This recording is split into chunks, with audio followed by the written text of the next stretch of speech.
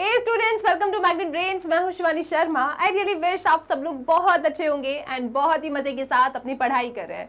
So students, आप जानते ही हैं मैग्नेट ब्रेन्स पे क्लास केजी टू क्लास 12 आपका CBSE board, Hindi medium, English medium and variety of other courses बिल्कुल फ्री अवेलेबल है। तो आप लोगों को ना कोई भी सब्सक्रिप्शन नहीं लेना है। सो स्टूडेंट्स, इस वीडियो में हम डिस्कस करने वाले हैं chapter number 5 that is continuity and differentiability, और इसमें भी आज हम डिस्कस करेंगे, सॉल्व करेंगे एक्सरसाइज 5.8 को।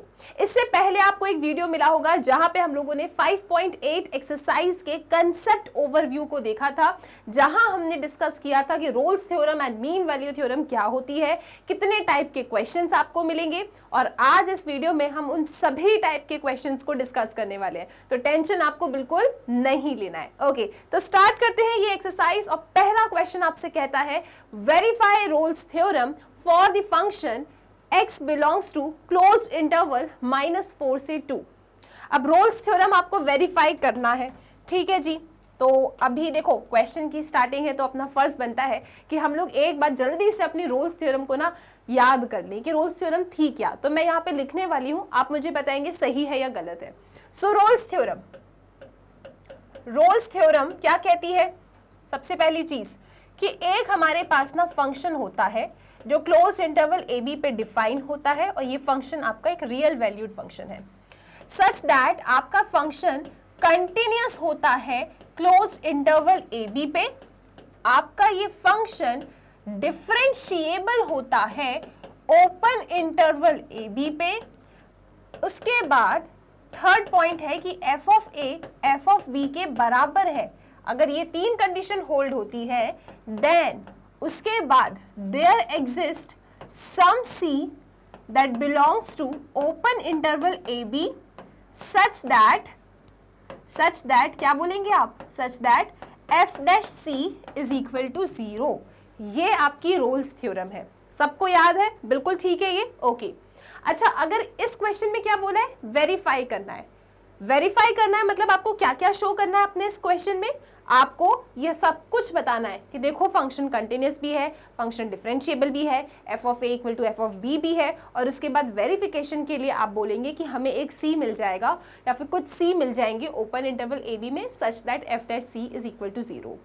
तो अगर इस क्वेश्चन में बोलते ना कि एप्लीकेबिलिटी बताओ, तो ये 3 पॉइंट आप बता के आते, continuous, differentiable, f of A equal to F of B. लेकिन बोलते हैं कि वेरीफाई करो, तो आपको एप्लीकेबिलिटी भी बतानी है, और उसके बाद आपको यहाँ पे वेरिफिकेशन के लिए सी भी बताना है कि हाँ मेरे पास ऐसा कुछ सी है जो ओपन इंटरवल ए बी में आता है, और साथ ही साथ एफ डैश सी मेरा 0 के बराबर है। ठीक है, आई होप ये क्लियर है। तो आपको क्या करना है इस क्वेश्चन में? सबसे पहले आपको अपने इस फंक्शन को बताना है कि क्या ये कंटिन्यूअस डिफरेंशिएबल है या नहीं। तो ये कंडीशंस यहाँ लिखी है, इनको देखते रहना। स्टार्ट करते हैं अपने क्वेश्चन को। तो फंक्शन कैसा है आपके पास? फंक्शन एफ ऑफ एक्स है आपके पास X square plus 2x minus 8, ये आपका फंक्शन है, ठीक है। ओके, अब कहाँ डिफाइंड है? फंक्शन डिफाइंड है क्लोज्ड इंटरवल -4 से 2 में। ओके जी, अब यहाँ पे सबसे पहला चीज, मेरा जो ये फंक्शन है ना F of x is equal to x square plus 2x minus 8, ये क्या है? पॉलिनोमियल है ना, it is a polynomial function. ये तो एक पॉलिनोमियल है, it is a polynomial function, ठीक है, ये एक पॉलिनोमियल फंक्शन है। एंड वी नो दैट, हम जानते हैं क्या कि एवरी पॉलिनोमियल फंक्शन कैसे होते हैं? Every polynomial function is continuous.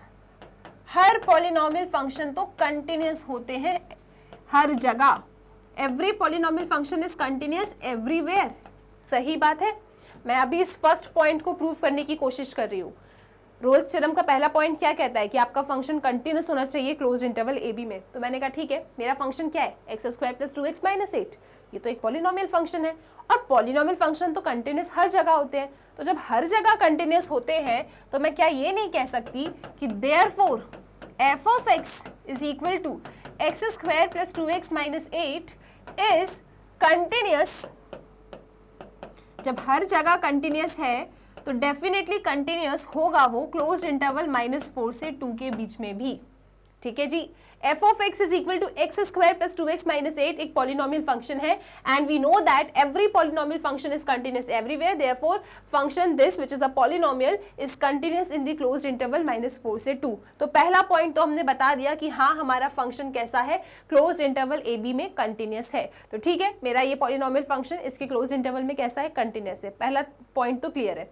अब हमें बताना है कि ये डिफरेंशिएबल है ओपन इंटरवल ए बी में। अब हम जानते हैं, अगेन आप लोग क्या जानते हैं, आप लिखेंगे कि देखो जी जो फंक्शन दिया है ना इनने हमको क्या दिया है कि f of x is equal to x square plus 2x minus 8। ये क्या है, पॉलिनोमियल फंक्शन है ना, पॉलिनोमियल है, ठीक है। और आप लोग क्या जानते हो मैम, हम लोग ये जानते हैं कि एवरी पॉलिनोमियल फंक्शन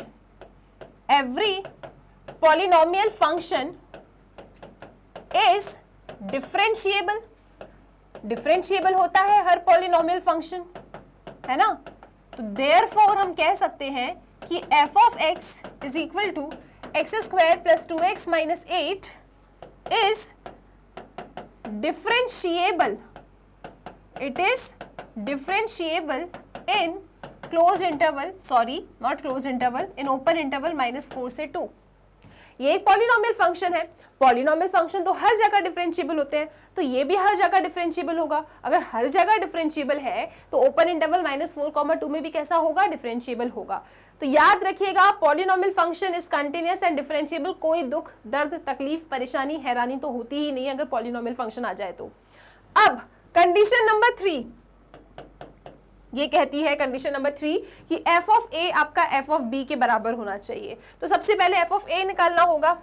a क्या होगा, ये पहले वाला, और b क्या होगा, दूसरा वाला number. So f of a मतलब कि क्या, f of कहाँ गया आपका a, -4। f of -4 आपको चाहिए। तो f of -4 क्या होगा, यहाँ पे रख दो आप। f of x है, मुझे f of -4 चाहिए, x की जगह पे -4 रखो। सो दिस इज -4 का स्क्वायर प्लस 2, दिस इज -4 और यहाँ पे मिला आपको 8। तो -4 का स्क्वायर इज 16, 2 4s are ये 8 और ये भी 8। तो ये क्या हो जाएगा, 0 हो जाएगा। सो ये तो आपका f of -4 है, ठीक है। अब आपको f of b चाहिए। f of b मतलब क्या होगा, आप लिखेंगे यहाँ पे f of 2, है ना, 2 था, यस। तो b क्या है, 2, तो f of 2। तो f of 2 क्या होगा, x की जगह पे 2 रखो, तो this will B 2 square plus 2 into 2 minus 8। कितना हो जाएगा, 2 का square 4, 2 2s are 4 minus 8, 4 plus 4 8, 8 minus 8 क्या हो रहा है, 0 हो रहा है। इसका मतलब आपने क्या देखा, आपने ये देखा कि आपका f of a तो f of b के बराबर है। Therefore all conditions of Rolle's theorem, है ना, all condition of Rolle's theorem is satisfied। सारी conditions Rolle's theorem की क्या हो गई, satisfied हो गई। Now अब हमें क्या करना है, वेरीफाई करना है। तो now we have to show that, now we have to show that there exists some c that belongs to the open interval -4,2 such that, सही बात है ना, such that f dash c is equal to 0। अब हमें ऐसा कुछ show करना है। वेरीफाई करने के लिए तो एप्लीकेबल तो है, 3 कंडीशंस होल्ड हो रही हैं। वेरीफाई करने के लिए अब हमें ऐसा कोई c दिखाना होगा ओपन इंटरवल -4,2 में such that f dash c is equal to 0 हो जाए। तो ऐसा करने के लिए for this we will proceed as follow, for this we proceed as follows, ठीक है। चलो स्पेलिंग देख लेना आप लोग। For this we proceed as follows, कैसे, देखो जी, फंक्शन को उठाएंगे अपन। फंक्शन क्या है आपका, f of x is equal to x square plus 2x minus 8, ये आपका फंक्शन है। आपको पता है ये जो लास्ट लाइन है ना, इसी को x के टर्म्स में सॉल्व करके c निकालते हो, ठीक है।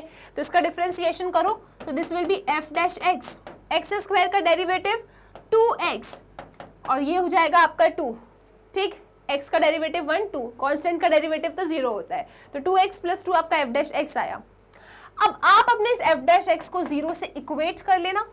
तो आपको x कितना मिल जाएगा, -1 मिल जाएगा।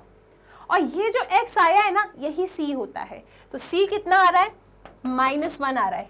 और अगर आपका ये जो c -1 आया है, अगर ये ओपन इंटरवल -4,2 में आ गया, बिलोंग कर गया, सच दैट क्या कि f dash c is equal to 0 हो जाए, यहाँ पे आगे भी लिखेंगे आप, such that f dash c is equal to 0, अगर ऐसा हो जाता है तो आपकी रोल्स थ्योरम वेरीफाई हो गई। चेक करो ना, आपको जो ये c मिला है -1, क्या ये ओपन इंटरवल -4,2 में होगा? हाँ बिल्कुल होगा। c की वैल्यू जो -1 आई है, डेफिनेटली ओपन इंटरवल -4,2 में होगा, है, ठीक है। सच दैट आपका जो f डैश c है ना, वो 0 भी है। देख लो c की वैल्यू क्या है, -1, c की वैल्यू -1 यहाँ रखो तो ये क्या हो रहा है, 0 भी हो रहा है, मतलब सब कुछ ठीक है। पूरी थ्योरम मेरी कैसी होगी, वेरीफाई होगी। तो ये रही मेरी रोल्स थ्योरम, और ये रहा इसका क्वेश्चन, और ये रहा रिप्रेजेंटेशन। आपको पेपर में किस तरीके से लिख के आना है। तो यहाँ पे आपका क्वेश्चन हो जाता है फिनिश। किस तरीके से किया हमने, सबसे पहले कहा था इन्हें वेरीफाई करो, इसका मतलब पहले कंटिन्यूअस बताना होगा क्लोज्ड इंटरवल में, बता दिया। कैसे बताया, पॉलिनोमियल फंक्शन है तो कोई दुख दर्द तकलीफ हैरानी परेशानी कुछ होती ही नहीं है, ठीक है। फिर बात करते हैं डिफरेंशिएबल बताना था ओपन इंटरवल में, मैंने कहा देखो यार फिर से पॉलिनोमियल फंक्शन है तो डिफरेंशिएबल भी होगा। Third point f of A equal to F of b बताना था, तो वो तो सिंपल है, फंक्शन में ए और बी की वैल्यू रखो, दोनों समान आ रहे हैं, बराबर शून्य आ रहे हैं, इसका मतलब यस दे आर इक्वल। फिर जब ये तीन कंडीशन ट्रू हो जाती है ना, तो रोल्स थ्योरम एप्लीकेबल होता है। लेकिन हमें तो वेरीफाई करना है, तो वेरीफाई करने के लिए हमें क्या करना होगा, हमें यहाँ पे अब कुछ शो करना होगा कि मेरे पास सी है, और वो सी कहाँ है, ओपन इंटरवल -4,2 में है। Now we have to show that there exists some c that belongs to the open interval -4,2 such that f dash c is equal to 0। अब अगर ये शो कर दिया मतलब थ्योरम मेरी वेरीफाई हो जाएगी। तो ऐसा करने के लिए हमने कैसे आगे बढ़ा, हमने फंक्शन से ही बात करी, ठीक है, अपने फंक्शन को ही उठाया, उसका ही डिफरेंशिएशन किया, उसको 0 से इक्वेट किया। ये आपको बताता है कि आगे कैसे चलना है। तो हमने यहाँ पे जो c के टर्म्स में लिखा है, हमने x के टर्म्स में सॉल्व कर दिया। कहीं कहीं देखोगे आप कि यहाँ पे c के टर्म्स में भी सॉल्व कर देते हैं, वो भी सही है, ये भी सही है, कोई दिक्कत नहीं है, ठीक है। तो x की वैल्यू -1 आई, अब यही आपका c है। अगर ये आपका c ओपन इंटरवल में है, दिख रहा है, हाँ है, और साथ ही साथ f डैश c आपको 0 भी दे रहा है, इसका मतलब थ्योरम आपकी वेरीफाई होगी। तो इसका स्क्रीनशॉट लो, फिर चलेंगे आगे। सो आई होप ये क्वेश्चन क्लियर है। चलते हैं नेक्स्ट सवाल पे, that is question number 2। Question number 2 आपसे कह रहा है, examine if Rolle's theorem is applicable to any of the following functions, can you say something about the converse of Rolle's theorem from these examples. ठीक है जी, तो सबसे पहले आपको यहाँ पे जितने भी फंक्शन है उसमें सिर्फ और सिर्फ रोल्स थ्योरम की एप्लीकेबिलिटी पे बात करनी है कि क्या रोल्स थ्योरम एप्लीकेबल है या नहीं। वेरिफिकेशन की बात नहीं कर रहे, सिर्फ आपसे पूछ रहे हैं कि क्या आपकी रोल्स थ्योरम एप्लीकेबल है या नहीं। तो रोल्स थ्योरम एप्लीकेबल कब होती है, जब ये तीन कंडीशंस को सेटिस्फाई करे। कंडीशंस क्या थी कि आपका जो फंक्शन है it should be continuous in the closed interval A B, आपका जो फंक्शन है it should be differentiable in the open interval A b, and साथ ही साथ आपका F of A should be equal to F of B. अगर ये तीनों ही कंडीशंस फुलफिल होती हैं, ऐसा नहीं कि एक कंडीशन फुलफिल हो रही है तो रोल्स थ्योरम एप्लीकेबल है, नहीं, तीनों ही कंडीशंस को फुलफिल होना होगा। आपके फंक्शन को कंटिन्यूअस भी होना होगा, डिफरेंशिएबल भी होना होगा, and f of A equal to F of B भी होना होगा। तो जब ये तीनों कंडीशन ट्रू होगी ना, तब भी आपकी रोल्स थ्योरम एप्लीकेबल है। इस बात को आप ध्यान रखना, किसी एक कंडीशन के ट्रू होने से आप रोल्स थ्योरम को एप्लीकेबल नहीं कहोगे, और किसी एक अगर कोई एक फॉल्स हो जाता है तब भी आपकी रोल्स थ्योरम एप्लीकेबल नहीं होगी। अगर रोल्स थ्योरम को एप्लीकेबल होना है तो तीनों ही कंडीशन को होल्ड करना पड़ेगा। ठीक है मैम, समझ गए हम। मैम ये कन्वर्स वाली बातें क्या है, कन्वर्स की आपको टेंशन लेना नहीं है, हमने अपने कंसेप्ट वीडियो में कन्वर्स ऑफ रोल्स थ्योरम भी डिस्कस किया था। अगर आप भूल गए हैं तो हम यहाँ भी डिस्कस कर लेंगे, कोई टेंशन की बात नहीं है। लेकिन ये आपके क्वेश्चन का सेकंड पार्ट है। सबसे पहले क्वेश्चन के फर्स्ट पार्ट को देखते हैं। फर्स्ट पार्ट आपसे पूछ रहा है कि आपका ये जो फंक्शन हमने आपको दिया है ना, हमने आपको क्या फंक्शन दिया है, F of x is equal to greatest integer of x, ये हमने आपको फंक्शन दिया है। क्या आपका ये फंक्शन एप्लीकेबल है रोल्स थ्योरम के लिए या नहीं, क्या रोल्स थ्योरम इस पे लग सकती है या नहीं। और इंटरवल क्या है 5,9, मतलब आपका a क्या है 5, आपका b क्या है 9। तो क्या इस क्लोज इंटरवल के लिए आपका function f of x is equal to greatest integer of x Rolle's theorem को होल्ड करता है या नहीं। तो सबसे पहले हमें चेक करना पड़ेगा। अच्छा, ग्रेटेस्ट इंटीजर फंक्शन से ना डरना नहीं है आपको। ग्रेटेस्ट इंटीजर के बारे में जानते हो ना, अगर कोई आपसे पूछता है कि ग्रेटेस्ट इंटीजर ऑफ 2 बताओ तो क्या होता है, आंसर 2 होता है। कोई अगर आपसे पूछे ग्रेटेस्ट इंटीजर ऑफ 2.1 बताओ तो क्या होगा, आंसर 2 ही होगा। किसी ने आपसे पूछा 2.9 का ग्रेटेस्ट इंटीजर क्या है तो भी इसका आंसर 2 ही होगा। ठीक है, तो ग्रेटेस्ट इंटीजर क्या करता है, जो भी इंटीजर है ना यहाँ पे, जो भी नंबर है उसका छोटा वाला इंटीजर ही आपको आउटपुट देता है, राइट। और 2 है तो 2 ही आएगा। अब हमें ये चेक करना है कि मेरा जो ग्रेटेस्ट इंटीजर ऑफ x है इन द इंटरवल 5,9 क्या कंटिन्यूस है, क्या डिफरेंशिएबल है ओपन इंटरवल में, और क्या f of a is equal to f of b है या नहीं। तो इसके लिए काम करते हैं, अपन ग्राफ बनाते हैं और ग्राफ से समझने की ना कोशिश करते हैं। ठीक है, तो यहाँ पे 5,9 से बात की है तो मैं यहाँ पे 5, 6, 7, 8 और 9 ये अपने पॉइंट्स को मार्क कर लेती हूँ। इधर भी 5, यहाँ लिखेंगे आप 6, दिस इज 7, ये रहा 8 और ये रहा आपका 9। ठीक है, अब आप लोग जानते हो अगर ग्रेटेस्ट इंटीजर में 5 की बात कर रही हूँ, ठीक है, अगर मैंने यहाँ पे 5 डाला, ठीक, x की जगह पे अगर मैंने 5 रखा तो ग्रेटेस्ट इंटीजर ऑफ 5 मुझे क्या देगा, 5 देगा। हम ग्राफ की हेल्प से समझ जाएंगे क्या ये कंटिन्यूस है या नहीं है। ओके, तो f ऑफ 5 मतलब x अगर 5 है तो y भी क्या आ रहा है, 5 आ रहा है। x अगर 5 है तो y भी कितना आ रहा है, 5 आ रहा है। मैं इसे प्लॉट कर रही हूँ। आपको पता है कि अगर आपने ग्राफ बनाया किसी भी फंक्शन का और बिना पेन उठाए आप उस फंक्शन के ग्राफ को बना सकते हो, मतलब वो कंटिन्यूस है। तो ग्रेटेस्ट इंटीजर 5,9 के इंटरवल में मैं स्टडी कर रही हूँ क्या ये कंटिन्यूस है या नहीं। तो मैंने x की जगह पे 5 रखा तो मुझे y भी कितना मिल रहा है, 5 मिल रहा है। अब यहाँ से देखेंगे आप 5.1 रखा, अगर मान लीजिए 5 और 6 के बीच में बहुत नंबर होंगे, तो मान लो मैंने x की जगह पे 5.1 रखा, ठीक है, तो ग्रेटेस्ट इंटीजर ऑफ 5.1 क्या होगा, 5 ही होगा, राइट। मतलब यहाँ पे मेरे पास जितने भी डेसिमल वाले नंबर होंगे ना, उन सबको जब मैं x की वैल्यू x की जगह पे रखूंगी तो y मुझे हमेशा क्या ही देगा, y मुझे हमेशा 5 ही देगा। ठीक है, क्लियर है ये बात। अगर मैंने 5.9 रखा, x की जगह पे 5.9 रखा यहाँ पे, तो अगर मान लो मैंने x की जगह पे 5.9 रखा तो ग्रेटेस्ट इंटीजर ऑफ 5.9 क्या होगा, 5 ही होगा। तो मतलब इस 6 के आने से पहले यहाँ पे जितने भी मेरे पास पॉइंट्स होंगे, जितने भी मेरे पास x होंगे ना, उन सब के लिए मुझे हमेशा y कितना मिलेगा, 5 ही मिलेगा। और जैसे ही मैंने 6 रखा, जैसे ही मैंने x की जगह पे 6 रखा तो ग्रेटेस्ट इंटीजर ऑफ 6 क्या होता है, 6 होता है। तो अगर x मेरा 6 है तो मेरा y कितना आ रहा है, 6 आ रहा है। मतलब यहाँ पे अगर x मेरा 6 है ना तो y मेरा 6 हो रहा है। मतलब यहाँ से मेरा जो फंक्शन है वो ब्रेक हो गया। ऐसा अपन ने बनाया ओपन सर्कल, मतलब फंक्शन यहाँ से ब्रेक हुआ है। और उसके बाद यहाँ पे पहुँच गए अपन। अब 6 से लेके 7 के बीच में जितने भी मेरे पास x होंगे ना, उन सब के लिए मुझे हमेशा मेरा y क्या मिलेगा, 6 ही मिलेगा। और जैसे ही मैं 7 पे आऊंगी तो मेरा ये फंक्शन ब्रेक हो जाएगा और मेरा ग्राफ यहाँ से बनेगा। क्लियर है ना। अगर मैंने x 7 रखा तो y मुझे 7 ही मिलेगा। और सेम कहानी 7 से 8 तक चलेगी, फिर ब्रेक हो जाएगा। उसके बाद 8 से 9 अपना फंक्शन इस तरीके से जाएगा।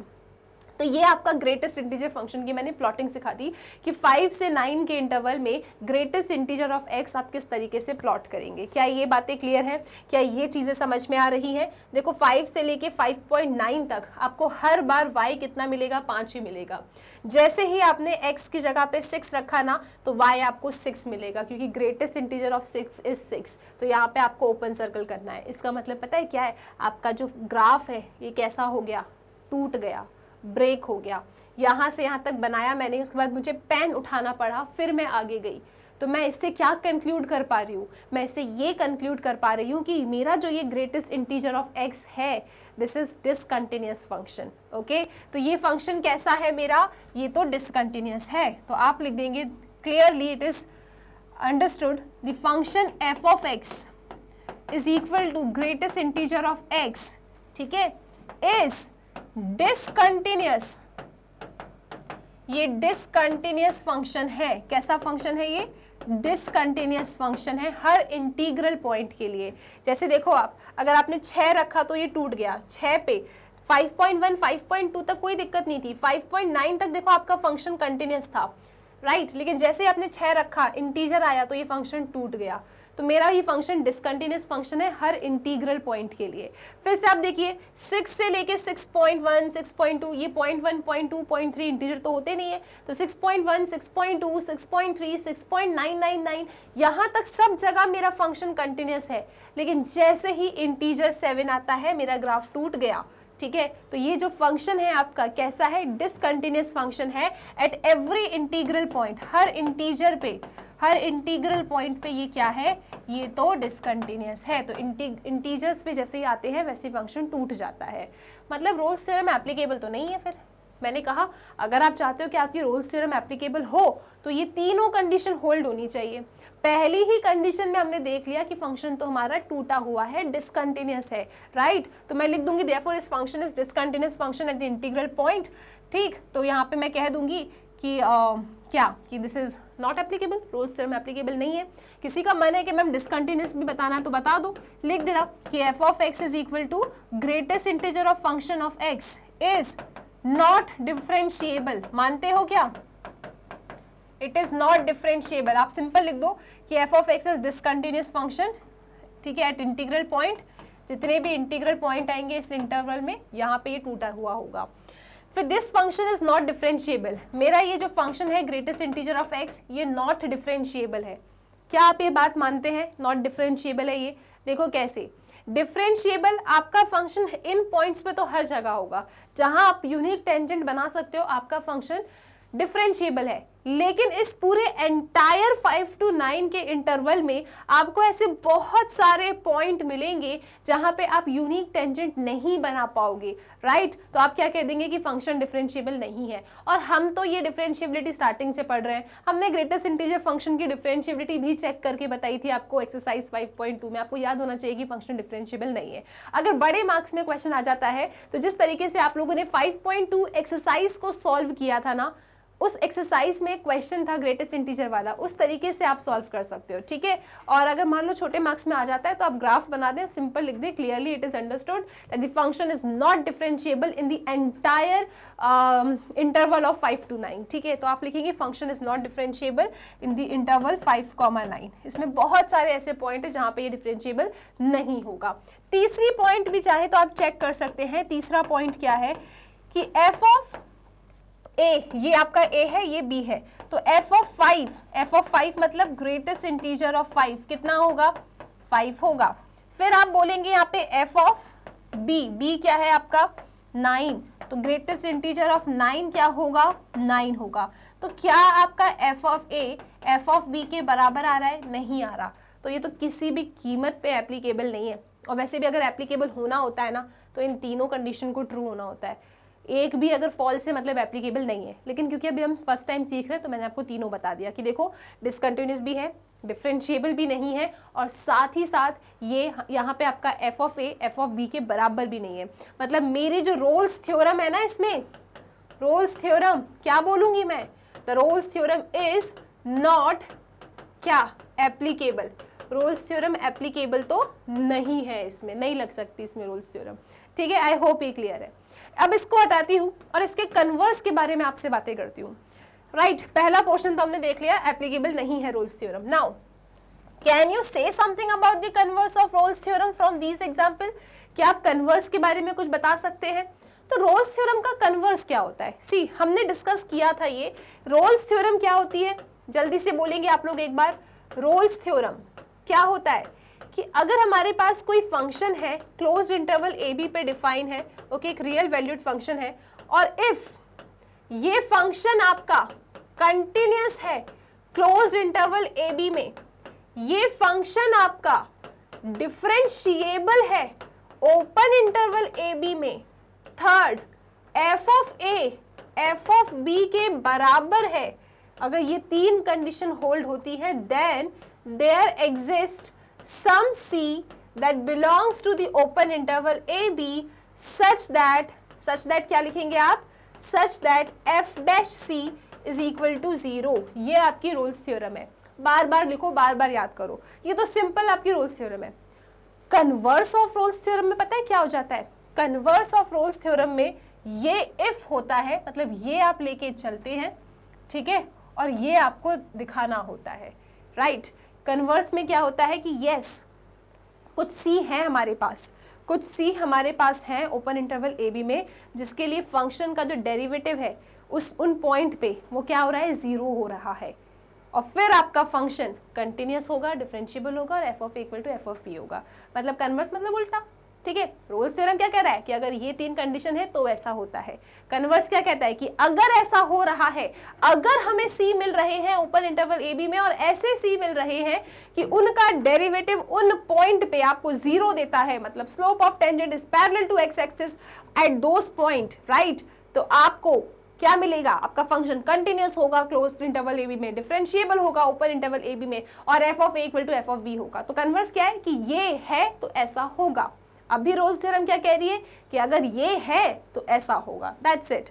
तो हमें इस क्वेश्चन में यही बताना है कि इसके कन्वर्स के बारे में आपको क्या लगता है, और जरूरी नहीं है कि हर वक्त ये होल्ड करे, जरूरी नहीं है कि अगर आपको कुछ पॉइंट सी मिल रहे हैं ओपन इंटरवल ए बी में सच दैट कि आपका एफ डैश सी 0 है, तो जरूरी नहीं है कि हर वक्त ये तीनों कंडीशन होल्ड होगी। तो आपको इस क्वेश्चन में यही बताना है कि देखो कन्वर्स के बारे में आप हमें कुछ बताओ, और क्या उसके बाद रोल्स थ्योरम होल्ड होती है या नहीं, इसके बारे में आपको थोड़ा सा यहाँ पे बताना है इन लोग को, ठीक है। तो चलो ठीक है, अपन डिस्कस करते हैं कैसे पेपर में लिखेंगे, उसके बारे में भी देख लेते हैं। तो सबसे पहले आप लिखेंगे कि ओके जी, फंक्शन हमारे पास है F of x is equal to greatest integer of x, ठीक है। और जब हमने इसका ग्राफ बनाया था ना, हम तभी समझ गए थे, क्या समझ गए थे हम, कि इसका ग्राफ कुछ ऐसा है ना, कुछ इस तरीके से इसका ग्राफ बना था, राइट। यहां पे इसके ग्राफ से हमें साफ साफ समझ में आ रहा था कि यहां ना बहुत सारे ऐसे सी हैं इस इंटरवल 5 से 9 के बीच में, ऐसे बहुत सारे इनफाइनाइट सी हैं जिनके लिए एफ डैश सी क्या हो रहा है, 0 हो रहा है। तो हम इसके कन्वर्स की बात कर रहे हैं आपसे, हम लिखेंगे there exist infinite c that belongs to the open interval 5 to 9 for which f dash c is equal to 0, for which f dash c क्या है आपका, 0 है, ठीक है। ग्राफ से समझ में आ रहा है। कन्वर्स के बारे में बात कर रहे हैं, कन्वर्स में ये होगा आपके पास, और देखो इस क्वेश्चन में है भी, मुझे बहुत सारे इनफाइनाइट सी मिले इस ओपन इंटरवल 5 to 9 में जिसके लिए एफ डैश सी मेरा 0 है। देखो ना, इतने सारे पॉइंट मिल रहे हैं मुझे जिसके लिए मेरा फंक्शन का डेरिवेटिव इन पॉइंट्स पे क्या है, 0 है, मतलब उन पॉइंट पे मेरी जो टेंजेंट है एक्स एक्सिस से पैरेलल है। मुझे अनेक ऐसे पॉइंट मिल रहे हैं, ठीक है। उल्टी चीज अपन इसमें पकड़ लिया ना कि हाँ कुछ सी है मेरे पास, सच दैट ऐसा है। अब मुझे बताना है कि अगर ऐसा है तो क्या ऐसा भी है, क्या मेरा फंक्शन कंटिन्यूस है। आप कहोगे नहीं है कंटिन्यूस, आप कहोगे but the function F of x is equal to greatest integer of x, the function F of x is equal to greatest integer of x is not continuous, continuous नहीं है ये, ठीक है। ये हम ऑलरेडी आपको प्रूव करके बता चुके हैं। देखो ना कहाँ कंटिन्यूस है, इंटीग्रल पॉइंट्स पे डिसकंटिन्यूस है। ये जो फंक्शन है मेरा f of x is equal to greatest integer of x, ये डिफरेंशिएबल भी नहीं है, और साथ ही साथ f of A is equal to F of B भी नहीं है। इसका मतलब क्या, इसका मतलब ये हो गया कि converse of Rolle's theorem, converse of this Rolle's theorem है ना, does not hold good, does not hold good, जरूरी नहीं है। हाँ, अनेक पॉइंट मिल रहे थे मुझे सी ओपन इंटरवल ए बी में जिसके लिए मेरा एफ डैश सी 0 के बराबर था, लेकिन फिर भी मेरा फंक्शन कंटिन्यूस नहीं है, डिफरेंशिएबल नहीं है, और F of A equal to F of B भी नहीं है। इसका मतलब क्या हो गया कि converse of the Rolle's theorem does not hold good, that's it, इतना सा काम था। तो यहाँ पे कन्वर्स में क्या किया, लास्ट वाली लाइन को लेके चले। लास्ट वाली लाइन होल्ड हो रही थी हमारी, लेकिन हमारी जो कंडीशंस आनी चाहिए थी रोल्स थ्योरम की वो फिर भी नहीं आ रही थी। इसका मतलब कन्वर्स होल्ड नहीं करता, ठीक है। तो जरूरी नहीं है कि अगर ऐसा हो रहा है तो ऐसा हो भी, इट्स नॉट कंपलसरी, ठीक है। आई होप ये क्वेश्चन क्लियर है। इसका स्क्रीनशॉट आप ले चुके हैं। अब चलते हैं इसके सेकंड पार्ट को डिस्कस करते हैं। इसका सेकंड पार्ट भी ना same to same first part जैसा ही है। यहाँ पे भी आपको वही बताना है कि क्या रोल्स थ्योरम एप्लीकेबल है। तो आप लोग अब तो बहुत अच्छे तरीके से जान चुके हो कि फंक्शन है आपका F of x is equal to greatest integer of x। क्या मेरा ये फंक्शन, जल्दी से आप बताएंगे, क्या मेरा ये फंक्शन कंटिन्यूअस है? आप कहोगे नहीं मैम, आपका ये जो फंक्शन है ना greatest integer of x, this is discontinuous. ये डिसकंटिन्यूअस है क्योंकि इसका भी जो ग्राफ आएगा ना वो वैसा ही स्टेप फंक्शन की तरह आएगा। ठीक है, जब आप इसका भी ग्राफ बनाओगे तो ये फिर से वैसा ही स्टेप फंक्शन की तरह आएगा, जहां पे ये वाले पॉइंट्स पे आपका ग्राफ कैसा होगा, टूटा हुआ होगा। तो 100% यहाँ पे भी इंटीग्रल पॉइंट पे ग्रेटेस्ट इंटीजर ऑफ फंक्शन कैसा होगा, डिसकंटिन्यूअस होगा। So function is discontinuous in the closed interval -2 से 2। हर इंटीग्रल पॉइंट जो बीच में आएंगे उसमें मेरा फंक्शन टूटा हुआ होगा, दैट इज डिसकंटिन्यूअस, मतलब एप्लीकेबल तो नहीं है। और साथ ही साथ आप लिख सकते हो कि देखो जी फंक्शन मेरा डिफरेंशिएबल भी नहीं है, ठीक है, कंटिन्यूस नहीं है, डिफरेंशिएबल भी नहीं है। अनेक ऐसे पॉइंट मुझे मिलेंगे जहां मैं यूनिक टेंजेंट नहीं बना पाऊंगी, तो मेरा फंक्शन इज डिफरेंशिएबल भी नहीं है ओपन इंटरवल -2 से 2 में। और फिर जो तीसरी बातें हैं कि f ऑफ -2, जो ग्रेटेस्ट इंटीजर ऑफ -2 होगा ना, दैट विल बी -2, और ग्रेटेस्ट इंटीजर ऑफ 2 कितना होगा, ग्रेटेस्ट इंटीजर ऑफ 2 तो 2 होगा, और ये दोनों भी आपस में बराबर नहीं है। तो वैसे तो अगर एक भी कंडीशन फॉल्स हो जाती है ना रोल्स थ्योरम की, जैसे पहले ही फॉल्स हो गई थी, इसका मतलब क्लियर था कि आपकी रोल्स थ्योरम एप्लीकेबल नहीं है। लेकिन आप चाहें तो ये तीनों लिख के बता सकते हैं, लेकिन याद रखना है कि अगर एक भी कंडीशन आपकी फॉल्स हो जाती है, इसका मतलब आपका रोल्स थ्योरम एप्लीकेबल नहीं है, और यहाँ तो सारी ही फॉल्स हो रही है। This is not applicable. क्या, Rolle's theorem is not applicable, ठीक है, एप्लीकेबल तो नहीं है ये। ओके, अब इसके कन्वर्स के बारे में, कन्वर्स के बारे में क्या लिखोगे, आप जानते हो, सी इसका जब ग्राफ बनाओगे ना तो आपको पता है कि हाँ मुझे इसके ग्राफ में ना ऐसे अनेक अनेक सी मिलेंगे, राइट। इसकी अगर मैं कन्वर्स की बात करूं, इसकी अगर मैं कन्वर्स की बात करती हूं तो मैं कहूंगी कि देखो जी, इस f of x is equal to greatest integer of function x में मुझे ना infinite, there exist infinite C, मुझे एक नहीं दो नहीं बहुत सारे सी मिलेंगे इस ओपन इंटरवल -2 से 2 में। I will get infinite number of C, जिसके लिए मेरा f डैश सी जो होगा ना वो 0 के बराबर होगा। f डैश सी मेरा 0 के बराबर होगा, इसका मतलब क्या है कि उन पॉइंट पे जो स्लोप ऑफ टेंजेंट होगी वो x एक्सिस से पैरेलल होगी। डेफिनेटली मुझे इनफाइनाइट नंबर ऑफ सी मिलेंगे, लेकिन क्या, लेकिन उसके बाद भी मेरा ये फंक्शन कंटिन्यूस नहीं है, डिफरेंशिएबल नहीं है, और साथ ही साथ f of a equal to f of b नहीं है, अभी बताया था, राइट। तो इसका मतलब क्या है कि यहाँ पे भी जो कन्वर्स है डज नॉट होल्ड गुड, यहाँ पे भी converse of Rolle's theorem hold good नहीं करती। इसका मतलब वो तीन कंडीशंस को सेटिस्फाई नहीं करती।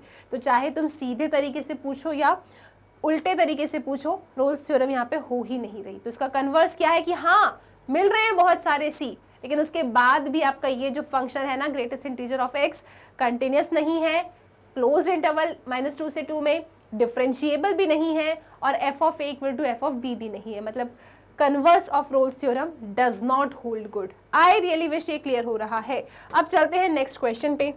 ओके, सो क्वेश्चन नंबर 3, इसमें भी आपको वही काम करना है कि क्या आपका रोल्स थ्योरम एप्लीकेबल है और इसके कन्वर्स के बारे में आपके क्या विचार हैं। तो सबसे पहले हम इसकी एप्लीकेबिलिटी को चेक करते हैं, राइट। मतलब एप्लीकेबिलिटी मतलब क्या, कि कंटिन्यूस होना चाहिए क्लोज इंटरवल में, डिफरेंशिएबल होना चाहिए ओपन इंटरवल में, और f of a equal to f of b होना चाहिए। तो फंक्शन मेरे पास ये है, ओके, क्या है फंक्शन आपके पास, f of x is equal to x square -1, और ये आपको इंटरवल दिया है, तो पहला वाला a होगा, दूसरा वाला आपका b होगा। तो सबसे पहली चीज, क्या आपका function f of x is equal to x square -1 continuous होगा? डेफिनेटली। ये फंक्शन कैसा है, ये फंक्शन आपका एक पॉलिनोमियल फंक्शन है, ठीक है, it is a polynomial function. f of x is equal to x square -1 is a polynomial function, and we know that क्या, कि every polynomial function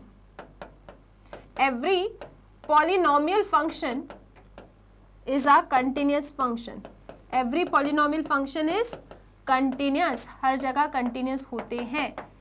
तो आप कह सकते हो yes, therefore f of x is equal to x square -1 is continuous।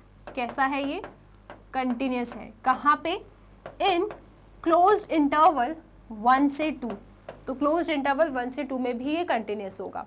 ठीक है, मतलब लग रहा है शायद एप्लीकेबल हो, क्योंकि एप्लीकेबल में क्या होता है, तीनों ही कंडीशंस को ट्रू होना होता है। पहली condition continuous in the closed interval, differentiable in the open interval, F of A equal to F of B. अगर ये तीनों कंडीशन ट्रू होती हैं तो आपकी रोल्स थ्योरम एप्लीकेबल होती है। पहली कंडीशन तो ट्रू हो गई, क्यों? क्योंकि एक्स स्क्वायर माइनस 1 एक पॉलिनोमियल फंक्शन है और पॉलिनोमियल फंक्शन हर जगह कंटिन्यूस होते हैं। तो अगर हर जगह कंटिन्यूस है तो इन द इंटरवल 1 से 2 में भी कैसे होंगे, ये कंटिन्यूस होंगे। ठीक है, अब सेकंड बात करते हैं अपन। सेकंड पॉइंट इज कि क्या आपका फंक्शन डिफरेंशिएबल भी है? तो आप देखो F of X equal to x square minus 1, फिर से वही बात, ये तो एक पॉलिनोमियल है, it is a polynomial function and we know that. ये सब कहाँ से पता है आपको? कंसेप्ट वीडियो से पता है।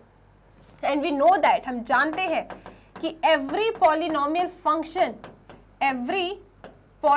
फंक्शन इज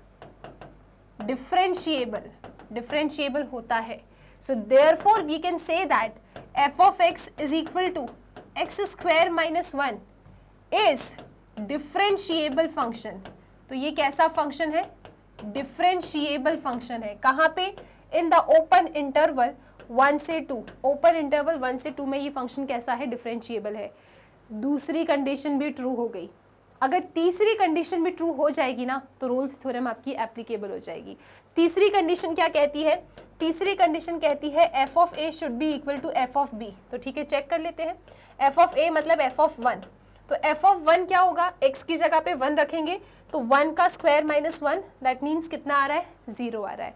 इसके बाद आप बात करेंगे एफ ऑफ बी से, तो एफ ऑफ बी मतलब b कितना है आपका? 2। सो आप लिखेंगे यहाँ पे एफ ऑफ 2। सो यहाँ पे x की जगह पे 2 रखा, सो 2 स्क्वायर माइनस 1, 2 का स्क्वायर 4, 4 माइनस 1 कितना हो गया? 3 हो गया। इसका मतलब आप क्या देख रहे हैं? आप ये देख रहे हैं कि एफ ऑफ ए आपका एफ ऑफ बी के बराबर नहीं है, और इसका मतलब ये हुआ कि रोल्स थ्योरम आपकी एप्लीकेबल नहीं है, इट इज नॉट एप्लीकेबल। क्योंकि एप्लीकेबल अगर रोल्स थ्योरम को होना था इस क्वेश्चन में तो उसे तीनों कंडीशन को ट्रू शो करना था, राइट? उसे कंटिन्यूस भी होना था, उसे डिफरेंशिएबल भी होना था, एंड तीसरी चीज F of A should be equal to F of B होना था। लेकिन हमने देखा कि नहीं, ये तो 0 आ रहा है, ये तो 3 आ रहा है, they are not equal, F of A is not equal to F of B. इसका मतलब आपका रोल्स थ्योरम एप्लीकेबल नहीं है। ठीक है जी। अब इसका सेकेंड पार्ट आपसे कह रहा है कि can you say something about the converse of Rolle's theorem? क्या आप रोल्स थ्योरम के कन्वर्स के बारे में कुछ टिप्पणी दे सकते हैं? तो हमने कहा देखो जी, इस क्वेश्चन में क्या है ना, रोल्स थ्योरम पता है क्या कहती है? रोल्स थ्योरम का जो कन्वर्स है, रोल्स थ्योरम का कन्वर्स आपसे कहता है कि जो भी आपका फंक्शन गिवन है, if there exists some c that belongs to the open interval कहाँ है? 1 से 2. If there exists some c that belongs to the open interval 1 से 2 such that f dash c is equal to 0. अगर आपको कुछ ऐसे c मिल जाते हैं ओपन इंटरवल 1 से 2 में सच दैट उन पॉइंट पे आपके फंक्शन का डेरिवेटिव 0 हो जाता है, देन आपका जो फंक्शन है should be continuous in the closed interval A B. आपका जो फंक्शन है it should be differentiable in the open interval A B, और F of A should be equal to F of B. लेकिन सबसे पहले हम check कर लेते हैं कि क्या इस क्वेश्चन के लिए हमें कुछ सी मिल भी रहे हैं या नहीं। क्या हमें कोई सी इस ओपन इंटरवल 1 से 2 में मिल भी रहे हैं या नहीं मिल रहे हैं? तो वो कैसे पता चलेगा? वो पता चलेगा आपके फंक्शन के डेरिवेटिव से। आप अपने फंक्शन का डिफरेंशिएशन करो। फंक्शन क्या था आपका? X square minus 1। X square minus 1 को डिफरेंशिएट करोगे तो 2x माइनस 0 मिलेगा, यानी कि 2x, और इसके बाद आप इसे 0 से इक्वेट करो, यानी x तो आपको 0 मिल रहा है। अब जो x है ना वो ही c होता है, तो c आपको कितना मिल रहा है? 0। तो क्या आपका ये 0 बिलोंग कर रहा है ओपन इंटरवल 1 से 2 में? ओपन इंटरवल 1 से 2 में तो ये बिलोंग कर ही नहीं रहा, राइट? इसका मतलब आपको कोई सी नहीं मिल रहे, आपको इसके कन्वर्स में कोई सी नहीं मिल रहा ओपन इंटरवल 1 से 2 में जिसके लिए आपका f dash c equal to 0 हो जाए। तो अगर आपको कोई सी नहीं मिल रहा है, सी रोल्स थ्योरम बहुत ही सिंपल सी चीज है, देखो रोल्स थ्योरम क्या कहता है कि अगर आपका फंक्शन कंटिन्यूअस है क्लोज्ड इंटरवल में, डिफरेंशिएबल है ओपन इंटरवल में, और फंक्शन की वैल्यू दोनों पे कैसी है, इक्वल है, तो आपको ना कुछ सी मिलते हैं ओपन इंटरवल ए बी में सच दैट कि आपका एफ डैश सी 0 हो जाए। यहां से जा रहे हो तो रोल्स थ्योरम, और ऐसे जा रहे हो तो कन्वर्स ऑफ रोल्स थ्योरम है। तो अगर ऐसा है तो ऐसा होता है। कन्वर्स क्या कहता है कि अगर आपको सी मिलते हैं ओपन इंटरवल ए बी में जिसके लिए आपका एफ डैश सी 0 है तो फंक्शन कंटिन्यूअस, डिफरेंशिएबल और F of A equal to F of B हो। लेकिन यहां तो आपको कोई सी मिल ही नहीं रहा और आपका फंक्शन देखो कंटिन्यूअस और डिफरेंशिएबल भी हो रहा है। इसका मतलब क्या कि converse of Rolle's theorem does not hold true. इस केस में भी आपका कन्वर्स होल्ड ट्रू नहीं करता। ठीक है, तो ये आपका क्वेश्चन नंबर 2 क्लियर हो गया। अब आते हैं अपन क्वेश्चन नंबर 3 पे। क्वेश्चन नंबर 3 आपसे कह रहा है कि आपके पास कोई फंक्शन है -5 से 5 की तरफ है, मतलब डिफाइन किस पे है, -5 से 5 पे, और एक रियल वैल्यूड फंक्शन है, और साथ ही साथ आपका ये जो फंक्शन है ना ये डिफरेंशिएबल फंक्शन है। And if f dash x does not vanish anywhere then prove that कि f of -5 is not equal to f of 5। कुछ भी नहीं है इस क्वेश्चन में। देखो क्या बोला है ना इनने, आपके पास एक फंक्शन है, आपके पास यहाँ पे एक फंक्शन है, ठीक है, -5 से 5 में डिफाइन है और एक रियल वैल्यूड फंक्शन है, और इन्हें कहा कि ये फंक्शन आपका डिफरेंशिएबल है। फंक्शन कैसा है, डिफरेंशिएबल है। This function is differentiable. ठीक है, डिफरेंशिएबल है ये फंक्शन, तो डेफिनेटली ओपन इंटरवल में भी डिफरेंशिएबल होगा। ओके, और ये जो f डैश x है ना डज नॉट वैनिश। इन्होंने कहा कि f डैश x वैनिश नहीं होता। वैनिश नहीं होता इसका क्या मतलब है, इसका मतलब है कि f dash x is not equal to 0। ये आपको गिवन है। ठीक है, इन्हें बोला ना कि फंक्शन आपका डिफरेंशिएबल तो है। अब डिफरेंशिएबल है मतलब -5,5 ओपन इंटरवल में डिफरेंशिएबल होगा, और ये फंक्शन आपका f डैश x वैनिश नहीं करता, मतलब f डैश x आपका 0 के बराबर नहीं होता कभी भी। तो आपको प्रूव करना है कि f of -5 is not equal to f of 5 है, ये आपको प्रूव करना है। तो मैंने कहा ठीक है, सोचते हैं कैसे कर सकते हैं इस क्वेश्चन को। इनने हमको क्या दिया है कि फंक्शन डिफरेंशिएबल है ना। अगर कोई फंक्शन डिफरेंशिएबल है तो क्या वो कंटिन्यूस होगा, डायरेक्ट करंट DC, ऐसे अपन ने याद किया था, every differentiable function is a continuous function. तो अगर मेरा फंक्शन डिफरेंशिएबल है तो इट्स वेरी ऑब्वियस कि मेरा ये फंक्शन कंटिन्यूस भी होगा। ठीक है, मेरा ये फंक्शन कैसा होगा, कंटिन्यूस भी होगा, राइट। तो अगर ये डिफरेंशिएबल है तो कंटिन्यूस भी होगा। क्यों, क्योंकि मैं जानती हूँ क्या कि एवरी डिफरेंशिएबल फंक्शन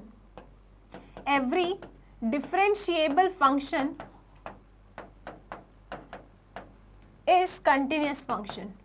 हर डिफरेंशिएबल फंक्शन आपका कंटिन्यूस होता है, राइट। डायरेक्ट करंट DC, ऐसे याद करो, every differentiable function is a continuous function.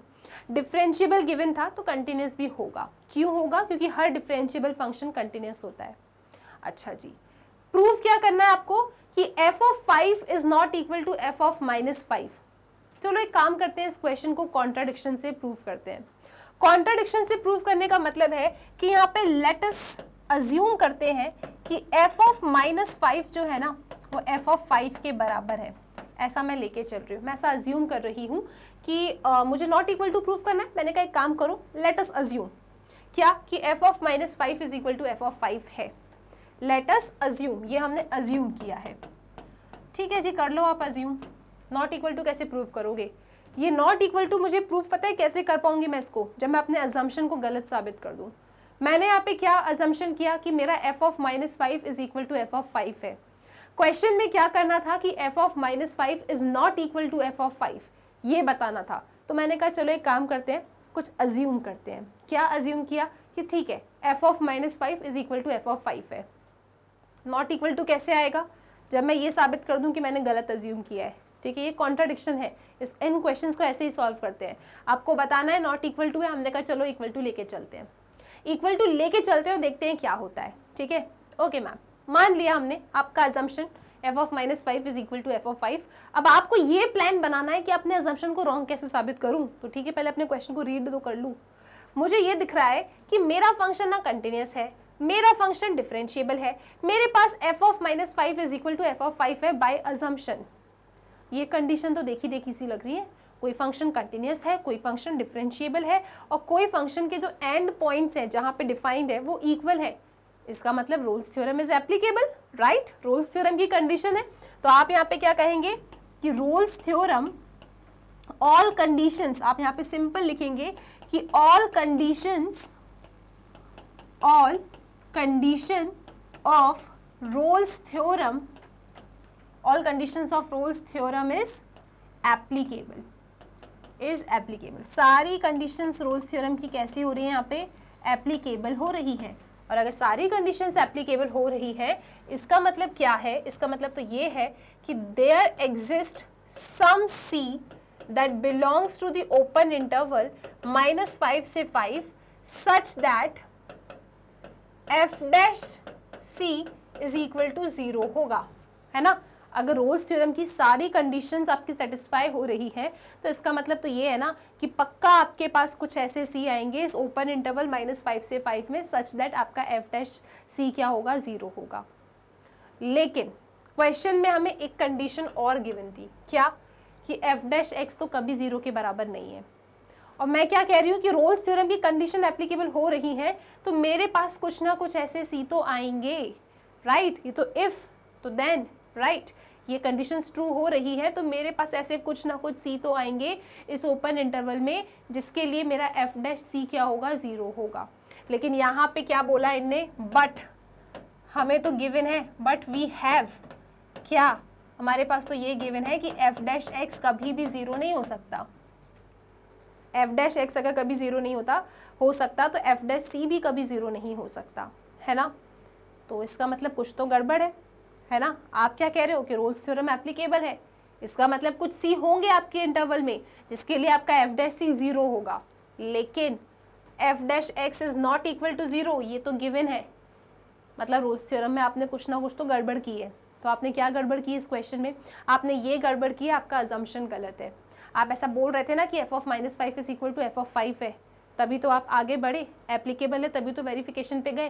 लेकिन आपने क्या देखा कि जैसे हम जा रहे हैं वेरिफिकेशन पे, वैनिश तो मेरा फंक्शन हो ही नहीं रहा। फंक्शन अगर मेरा वैनिश नहीं हो रहा तो मुझे c कैसे मिलेगा। इसका मतलब मैंने जो अजम्पशन किया है कहीं ना कहीं अपने क्वेश्चन में वो गलत है, कुछ तो गड़बड़ है यहाँ पे। तो देखो डिफरेंशिएबल तो इनने दिया है और ये तो फैक्ट है कि डिफरेंशिएबल है तो कंटिन्यूस तो होता है, तो गलत क्या है, तो गलत है आपका अजम्पशन। इसका मतलब therefore our assumption is wrong, आप लिखेंगे therefore our assumption is wrong. हमारा जो अजम्पशन है ना वो गलत है। हमारा अजम्पशन क्या था, हमारा अजम्पशन था कि f of -5 is equal to f of 5 है, ये गलत है। तो सही क्या है, तो सही है इसका उल्टा। इसका मतलब f of -5 is not equal to f of 5, that's it. और ये क्वेश्चन हो जाता है फिनिश। आई होप ये क्वेश्चन क्लियर है। तो पहले तो अपन ने ऐसा माहौल बनाया इस क्वेश्चन में कि रोल्स थ्योरम एप्लीकेबल हो रही है, एप्लीकेबल हो रही है तो कोई c मिलेगा, c मिलेगा ओपन इंटरवल में और ऐसा c मिलेगा सच दैट f डैश c तो 0 है। लेकिन क्वेश्चन में गिवन था कि f डैश x तो 0 के बराबर ही नहीं है, मतलब f डैश c कभी 0 होगा नहीं, मतलब कुछ तो गड़बड़ है। तो क्या गड़बड़ हो सकता है, डिफरेंशिएबल है तो कंटिन्यूस तो होगा, ये तो सही बात है। मतलब आपने जो अजम्पशन किया था ना, आप जो लेके चल रहे थे कि f of 5 is equal to f of -5, वहाँ गड़बड़ है। तो इसका मतलब क्या है कि f of -5 is not equal to f of 5। I really wish ये क्वेश्चन क्लियर है, ठीक है। तो इस क्वेश्चन को ना आप मीन वैल्यू थ्योरम से भी सॉल्व कर सकते हो, ऐसे भी सॉल्व कर सकते हो। अब देखते हैं अपना next question, that is question number 4। Question number 4 आपसे कहता है कि वेरीफाई कर दो mean value theorem if f of x is equal to this in the interval A B, जहाँ पे a आपका 1 है और b आपका 4 है, ठीक है। आपको वेरीफाई करना है मीन वैल्यू थ्योरम। तो एक बार चलो जरा अपने मीन वैल्यू थ्योरम को भी रिवाइज कर लेते हैं कि ये मीन वैल्यू थ्योरम क्या कहती है।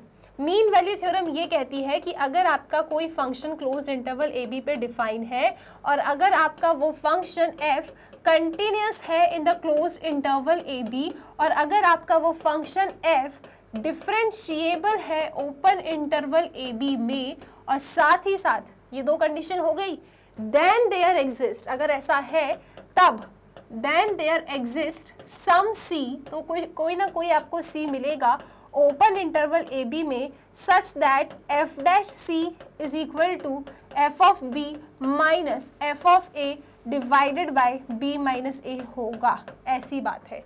तो ये आपकी मीन वैल्यू थ्योरम है।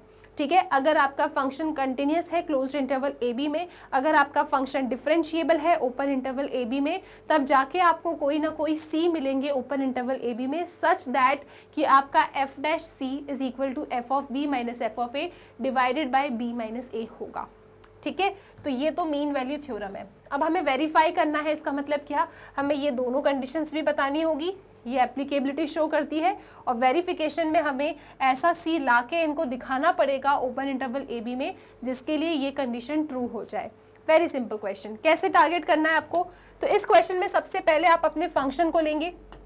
आपका फंक्शन क्या है, यहाँ पे आपका फंक्शन है एफ ऑफ एक्स, तो आप लिखेंगे यहाँ पे F of x is equal to x square minus 4x minus 3। ठीक है, इंटरवल है आपके पास 1 से 4, क्लोज्ड इंटरवल 1 से 4 है आपके पास। ठीक है जी, सबसे पहले एप्लीकेबिलिटी चेक करेंगे क्या ये कंटिन्यूस है। तो आप कहोगे देखो क्लियरली ना, बहुत अच्छे से मैं समझ में आ रहा है कि F of x is equal to x square minus 4x minus 3 is a polynomial function. कैसा फंक्शन है ये, इज अ पॉलिनोमियल फंक्शन।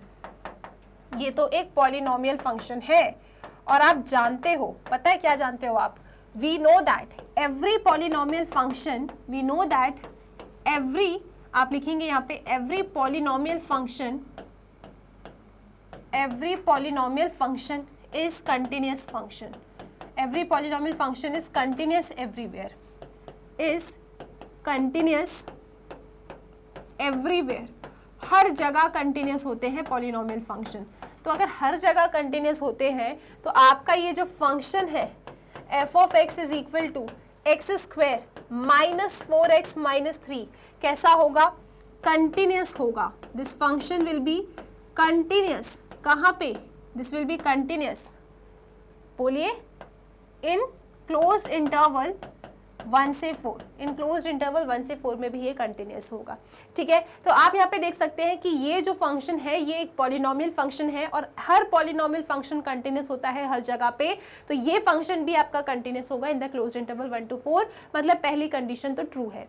दूसरी कंडीशन भी अपने आप ही ट्रू हो जाती है, क्योंकि देखो फिर से वही बात, आपका जो function F of x is equal to x square minus 4x minus 3 है, क्या है ये, again it's a polynomial function, और पॉलिनोमियल फंक्शन तो हर जगह डिफरेंशिएबल होते हैं, तो हर जगह डिफरेंशिएबल होते हैं, देयरफॉर ये भी डिफरेंशिएबल होगा इन द ओपन इंटरवल 1 to 4। पूरी लाइन आप कॉपी कर सकते हैं। ठीक है, since it's a polynomial function and we know that every polynomial function is a differentiable function, therefore the given polynomial function will be differentiable in the open interval 1 to 4। ठीक है, तो ये दोनों कंडीशन तो ट्रू है। इसका मतलब क्या, all the conditions of the mean value theorem is satisfied. आप लिखेंगे यहाँ पे, अब हम वेरिफिकेशन पे जाने वाले हैं, तो उससे पहले आप लिखोगे, देखो जी, all conditions of mean value theorem is satisfied, सारी कंडीशन मीन वैल्यू थ्योरम की सेटिस्फाइड है, देन आप लिखेंगे now we have to show that, now we have to show that there exists some C that belongs to open interval 1 to 4, ठीक है जी, such that f dash C is equal to f of B minus f of A, ठीक है, divided by B minus A। क्योंकि सारी conditions mean value theorem की hold करती हैं, तो अब हमें ये शो करना है कि हमारे पास कुछ ऐसे सी होंगे ओपन इंटरवल 1 to 4 में जिसके लिए एफ डैश सी हमारा F of B minus F of A divided by B minus A के बराबर होगा। यही तो होता है मीन वैल्यू थ्योरम, राइट। तो ठीक है मैम, कैसे करेंगे इसको सॉल्व, कुछ नहीं करना आपको, आपके पास जो फंक्शन था उस फंक्शन को जरा याद करो। क्या फंक्शन है, x square minus 4x minus 3, तो यहाँ लिखेंगे आप x square minus 4x minus 3, फिर आप अपने इस फंक्शन को डिफ्रेंशिएट कर दो, कितना आएगा, 2x माइनस 4 आएगा। अब आप यहाँ से चाहें तो अपना f ऑफ b निकालें और f ऑफ a निकालें, तो f ऑफ b मतलब f of 4, f of a मतलब f ऑफ 1, तो फंक्शन में डाल दो 4 x की जगह पे, तो 16 माइनस 4 4 सा 16 माइनस 3, चेक तो करो एक बार कितना आ रहा है f ऑफ 4, x की जगह पे हमने 4 रखा, तो 4 का स्क्वायर 16 माइनस 16 माइनस 3, मतलब ये तो माइनस 3 आ रहा है। एफ ऑफ 1 निकालेंगे आप तो x की जगह पे 1, 1 माइनस 4 माइनस 3, कितना आ रहा है ये 1 माइनस 7, मतलब कि माइनस 6 आ रहा है। अब आपको पता है कि आपको c चाहिए ना, तो c तो आपको इस कंडीशन की हेल्प से ही मिलता है, x के टर्म्स में अपन लिख देते हैं f डैश c मतलब f डैश x लिखो यहाँ पे, so this will be 2x minus 4 is equal to f of b minus 3 minus f of a minus 6 मतलब plus divided by b minus a, तो b माइनस a मतलब 4 minus 1, इसका मतलब क्या होता है 3, माइनस 3 प्लस 6 क्या होता है 3 होता है, और 3 बाई 3 कितना होता है 1 होता है। तो 2x इज इक्वल टू कितना आ रहा है 1 प्लस 4 आ रहा है, यानी x आ रहा है 5 बाई 2। 5 बाई 2 का मतलब क्या होगा 2.5, चेक करो, 2 2 ज़ा 4, 1 0, 2 5 ज़ा 10, 2.5। क्या 2.5 आपका ओपन इंटरवल 1 से 4 में बिलोंग कर रहा है? बिल्कुल बिलोंग कर रहा है, बिलोंग कर रहा है। साथ ही साथ आप लिख देंगे ये आपका जो x है ना यही c होता है, तो आप लिखेंगे therefore c is equal to 2.5 belongs to the open interval 1 to 4 such that आप अपने इस f डैश c को जब रखेंगे ना तो ये f of b minus f of a divided by b minus a के बराबर आएगा। ठीक है, चाहो तो चेक भी कर सकते हो। c कितना है 5 बाई 2, यहाँ रखो 5 बाई 2, 2 से 2 गया, 5 में से 4 गया 1, और ये भी कितना आ रहा है आपके पास, यहाँ पे आपने देखा ये भी 1 आ रहा था, राइट।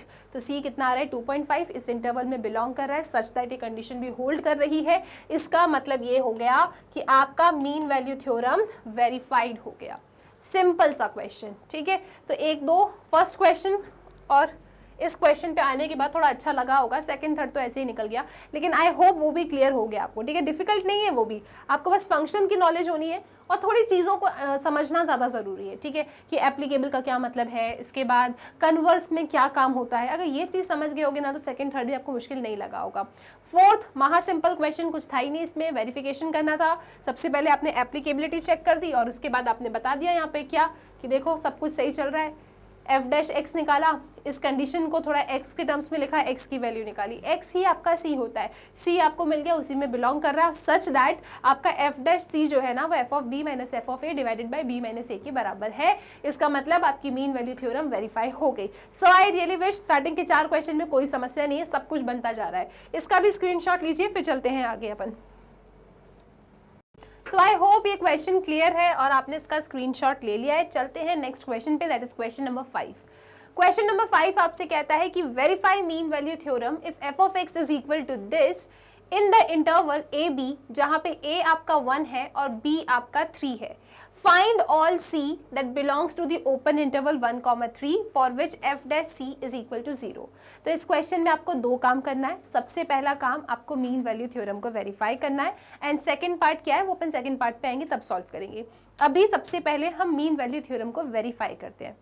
तो मेरे पास जो फंक्शन है, मुझे अपने फंक्शन से बात करना है।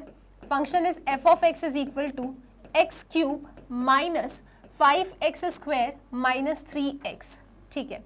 सबसे पहले मुझे देखना है कि क्या मेरा ये फंक्शन कंटिन्यूअस है, तो आप कहोगे yes, the function f of x is equal to X cube minus 5x square minus 3x is continuous function, ठीक है। अब तो किसी को कोई समस्या होगी ही नहीं।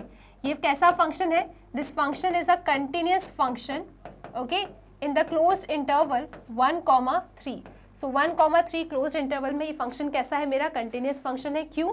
Because it's a polynomial function, क्योंकि ये एक पॉलिनोमियल फंक्शन है, ठीक है। क्यों कंटिन्यूअस है? रीजन दे दो, क्योंकि ये एक पॉलिनोमियल फंक्शन है, ओके। और पॉलिनोमियल फंक्शन हर जगह कंटिन्यूअस होते हैं, राइट। बहुत बार हम ये चीज़ लिख चुके हैं, तो आप पूरा स्टेटमेंट एक्सपेंड करके लिख सकते हो कि since it is a polynomial function and we know that every polynomial function is a continuous function, therefore this function is also continuous in the closed interval 1,3। Second point है आपका कि देखो जी, ये जो फंक्शन है ना मेरा f of x is equal to X cube minus 5x square minus 3x, ये फंक्शन मेरा डिफरेंशिएबल भी है। This function is differentiable. कहाँ डिफरेंशिएबल है? ये फंक्शन मेरा डिफरेंशिएबल है इन द ओपन इंटरवल 1,3 में। ऐसा मैं कैसे कह सकती हूँ? वही बात है, क्यों? क्योंकि ये जो मेरा फंक्शन है ना, this function is a polynomial function, और जो आपके ये पॉलिनोमियल फंक्शन होते हैं ना, ये हर जगह डिफरेंशिएबल होते हैं। So every polynomial function is a continuous function and differentiable function, और हर जगह ये कंटिन्यूअस, हर जगह ये डिफरेंशिएबल होते हैं। ठीक है, तो आप पूरा अच्छे तरीके से एक्सपेंड करके लिख सकते हो इसको। मतलब क्या हो गया, ये दो कंडीशन आपकी होल्ड हो गई, और हम इन दो कंडीशन के होल्ड होने से ये बात कंक्लूड कर सकते हैं कि हमारा जो ये फंक्शन है ना F of x is equal to, इसका मतलब पता है क्या है, ये दो कंडीशन होल्ड हो गई, ट्रू हो गई। इसका मतलब ये है कि mean value theorem is applicable, है ना, मीन वैल्यू थ्योरम आपकी एप्लीकेबल है। अब हमें क्या शो करना है, आप लिखेंगे now we have to show that, now we have to show that there exist some c that belongs to the open interval 1,3 such that, आप लिखेंगे यहाँ पे such that क्या, कि f dash c is equal to f of b minus, आप लिखेंगे f of b minus f of a is equal to b minus a। ठीक है, एप्लीकेबल तो होगी, दोनों कंडीशन आपकी मीन वैल्यू थ्योरम की ट्रू है। इसका मतलब क्या, अब आपके सामने कुछ ऐसे सी आएंगे ओपन इंटरवल 1,3 में such that F dash C is equal to F of B minus F of A divided by B minus A होगा। अगर आपको ऐसे सी मिल जाते हैं ना इस ओपन इंटरवल में, इसका मतलब आपका मीन वैल्यू थ्योरम क्या हो गया, वेरीफाई हो गया। तो हमने कहा ठीक है, अब ये सी तक कैसे पहुंचेंगे, सी की वैल्यू कैसे मिलेगी, तो सी की वैल्यू मिलेगी आपको इस वाले स्टेटमेंट से। सबसे पहले आप लिखेंगे यहाँ पे for this we proceed as follow, for this we proceed as follows, we proceed as follows, इस तरीके से आगे बढ़ना है आपको। क्या, आप सबसे पहले अपने फंक्शन का डेरिवेटिव निकाल लें, ये एफ ऑफ एक्स है, इसका डेरिवेटिव निकालें।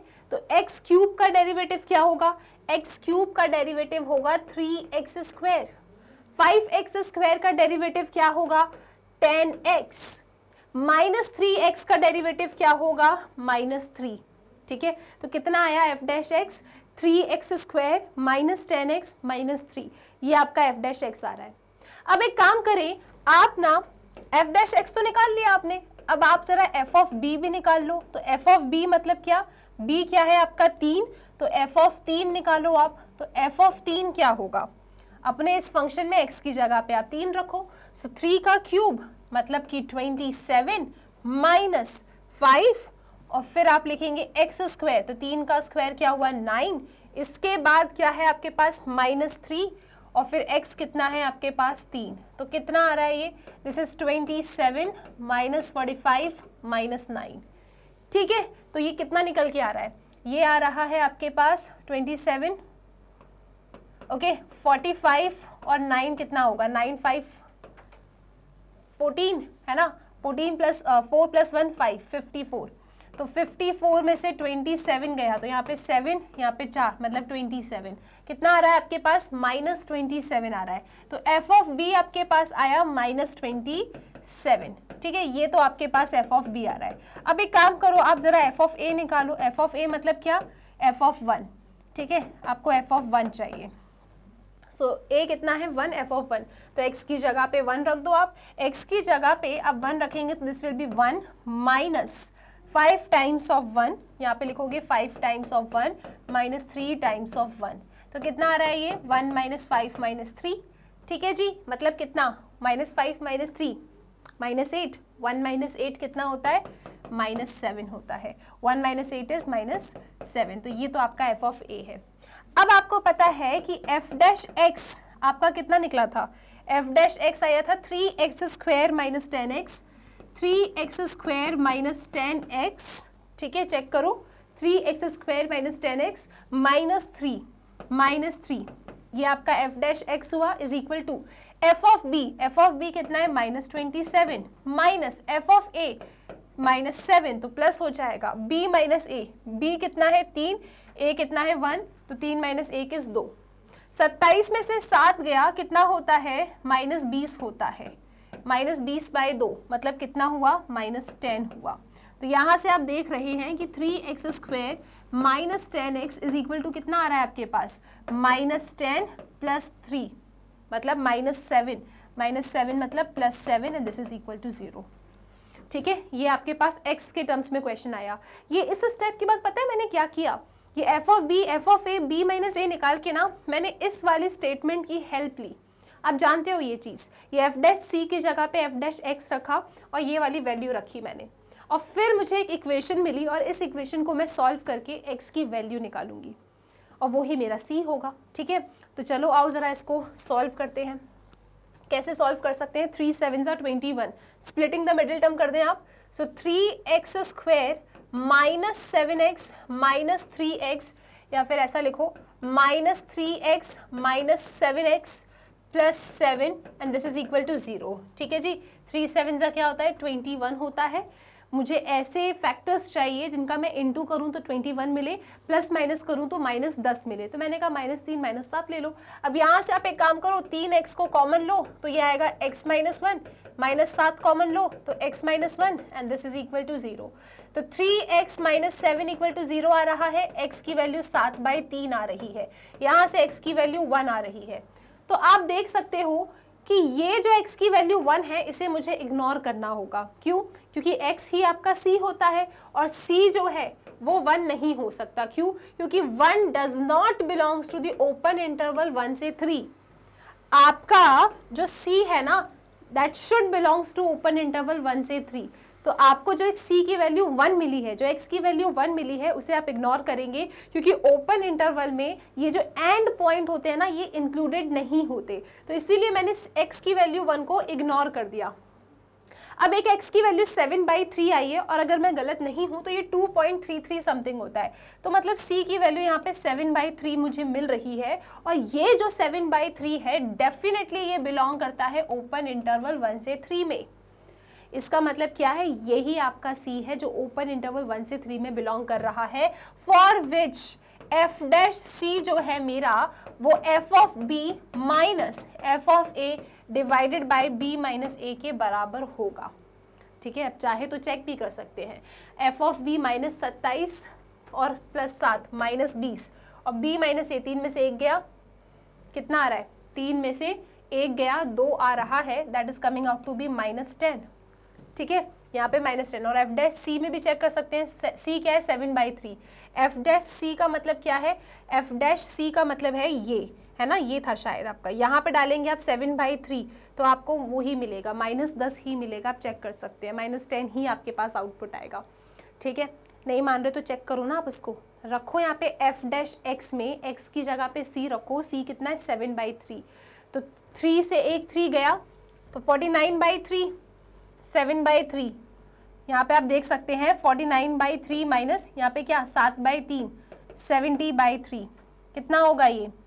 दिस विल बी 70 और 49 माइनस कर दो, 10 में से 9 गया 1, 6 में से 4 गया तो 2, -21/3 मतलब -7, -7 -3 -10। और देखो LHS RHS के बराबर आएगा। देखो वो तो बराबर आना ही था, लेकिन कभी कभी अपन को लगता है ना कि मैम एक बार चेक कर ले, तो इसीलिए वो चीज़ अपन ने चेक किया। ठीक है, तो यहाँ पे आपकी मीन वैल्यू थ्योरम कैसी हो गई? वेरीफाइड हो गई। आपने वेरीफाई करके दिखा दिया इनको।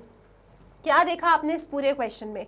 इस क्वेश्चन के 2 पार्ट थे। पहला पार्ट सिर्फ कह रहा था कि वेरीफाई करो मीन वैल्यू थ्योरम को, फंक्शन आपके पास हम दे रहे हैं, हम आपको इंटरवल भी दे रहे हैं। तो हमने कहा ठीक है, वेरीफाई करना कौन सी बड़ी बात है। वेरीफाई में सबसे पहले क्या कहती है मीन वैल्यू थ्योरम? कि आपका फंक्शन कंटिन्यूस होना चाहिए क्लोज इंटरवल में, डिफरेंशिएबल होना चाहिए ओपन इंटरवल में, और जब ये 2 कंडीशन ट्रू हो जाती है, एप्लीकेबल हो जाती है, इसका मतलब मीन वैल्यू थ्योरम की सारी कंडीशन सेटिस्फाइड है। अब हमें कुछ ऐसे सी मिलेंगे ओपन इंटरवल ए बी में जिसके लिए हमारा एफ डैश सी जो होगा ना वो F of B minus F of A divided by B minus A के बराबर होगा। ठीक है, तो मैंने कहा ठीक है जी, तो अब मैं क्या करूं? अब एक काम करूं मैम, ऐसा करने के लिए आपको यहाँ पे कुछ प्रोसीजर फॉलो करना होगा। वो प्रोसीजर क्या है कि देखो ये जो लाइन है ना, ये लाइन यही आपको सी तक पहुंचाती है। आप एफ डैश सी देख रहे हो, एफ डैश एक्स निकालो। वो रहा आपका F of X, F dash X आपने निकाला। एफ डैश एक्स निकालने के बाद आप F of B, F of A निकालें, बी माइनस ए निकाले, और यहाँ पे F dash X is equal to F of B minus F of A divided by B minus A कर दें तो आपको एक्स की वैल्यूज मिलेगी।